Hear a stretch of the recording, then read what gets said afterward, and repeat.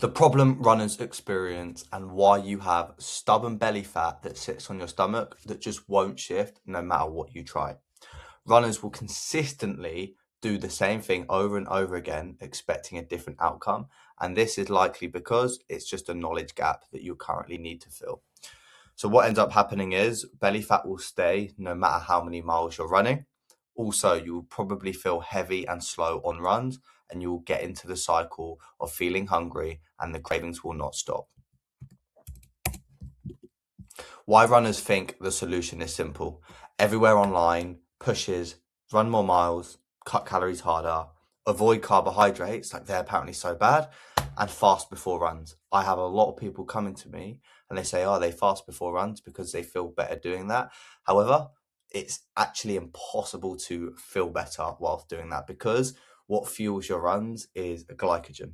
What actually then tops glycogen up? Carbohydrates. So if you're running with your glycogen stores depleted, even if you think it feels good, it's just going to be a psychological, that's just psychological, sorry. So what I recommend is definitely fixing that. Carbohydrates are key. I'll move on to that later down the line. But what all of this does is increases your stress and fatigue. It lowers the overall training quality. It raises the risk of injury and it drives the cravings and binges without you knowing as well. Like you subconsciously won't actually feel a lot of the effect of these things. However, if you then look back the last 3, 4, 5, 6 months and really look, have I made the progress within the body and within the running that you probably deserve with the amount of hours you've been training? The answer is probably not. And the hidden problem is chronic underfueling. So the overall calorie burn that you're currently doing is so high in comparison to what you're consuming. And that just leads to you having a severe calorie deficit. And this then, in the long run, creates danger. And I'll move on to what it actually creates. Glycogen depletion, number one, cortisol spike, number two, and a metabolic slowdown, number three. These three right here is the gateway to feeling stuck and having that stubborn belly fat. It will hold fat as protection because when you're in a big calorie deficit, you start to lose muscle mass. And if you lose muscle, that metabolism comes right down. And if you have a slow metabolism, losing fat is almost impossible because it's the prime dictator. And cortisol, we all know that is never going to be good.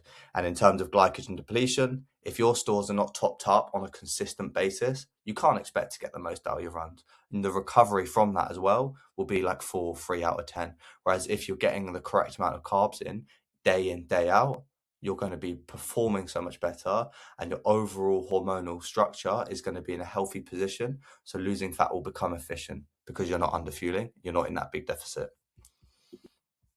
And this is the cycle you go in. You run more, you eat less, energy drops, start feeling fatigued. That's because you're not recovering. Then the training quality drops. And that is exactly when you start to store onto stubborn belly fat. And it happens very quick. It can happen in a matter of 3 months. And then you end up going in a cycle of trying to solve it for 2, 3, 4, 5, 6 years. So the actions you do today is what will dictate the next 6 months. The best time to start in like going through a journey that's going to consist of executing the right thing was probably 3 years ago, but the second best time is always going to be today. Yeah, the correct approach. This is very simple, but very hard to implement because we live in a society that we actually lack implementation. Because when it's about nutrition, we're very emotional. We make self-biased decisions. Whereas a coach, for instance, I've had coaches before, they take the emotional side out of it, and then you get a logical approach for you to just execute. Clarity is everything. So what you need is the correct fuel intake on the days that you are training. You need to match the training demands, and also you need to recover. So step one of what I offer in my 3-step system, no matter where you are, what athlete comes to me, whether you're a runner or whether you are trying to get into running, this is the key. I get my athletes eating at the correct amount of nutrition for the first 2 weeks, sometimes 4, depending on where we're at, but usually 8 times out of 10, it's just 2 weeks. This is where we restore glycogen. We get your protein, your overall macronutrient breakdown, so your fats, proteins, carbs, all at the correct nutrients to ensure that you're eating at your basal metabolic rate. And I do this on each of the days that you are doing output and the days you're not. So on your strength days, rest days, running days, whether they're long runs, hard runs, I take all of that into account and I work out how many calories, how many macros you need to eat on them days to actually feel good again, to recover properly, to get you in that healthy position. Because if you don't go through this phase, you're not going to be able to lose fat because you've been unstable for so long. It's like trying to drive a car that just has no fuel in. It's just not going to go anywhere. It's the exact same with your body. You have to give it the correct amount of fuel so that it can slowly go on a linear journey again. And also sleep's going to be key. Fueling like a runner. So a lot of my runners are between 4 to 7 grams of carbohydrates per kilo of body weight, but don't look into that right now. It varies massively and it will change massively. The main thing is knowing when to actually change your nutrition as you're going on through the journey. This is why having a coach is so important.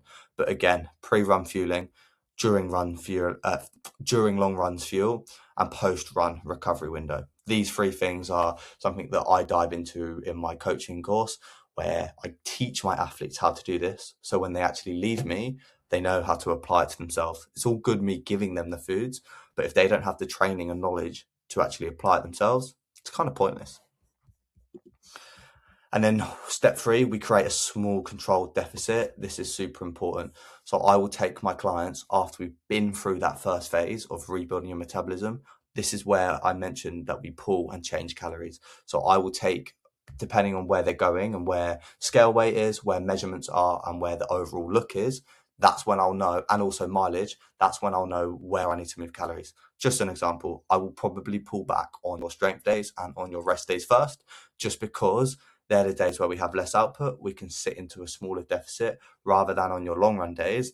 Don't want to start pulling back calories there because that can then actually impact performance. So this is where me is working out the balance between fat loss and performance, which is key if you want both.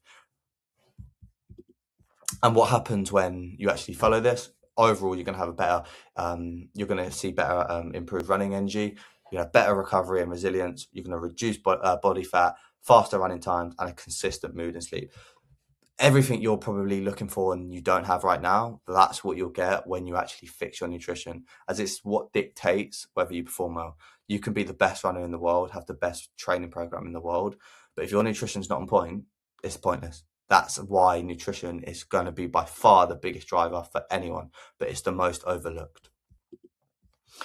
So yeah, if you found this helpful, all I need you to do is just drop my page a quick subscribe, drop it a like, and comment the word system on my Instagram at Fat Loss with Wills, and I'll personally reach out and we can have a one-to-one consultation call where I'll look through what you're currently doing, find out where you want to go, and then if we both align, I can personally take you through how you can get started on a journey that will serve you long-term as a runner.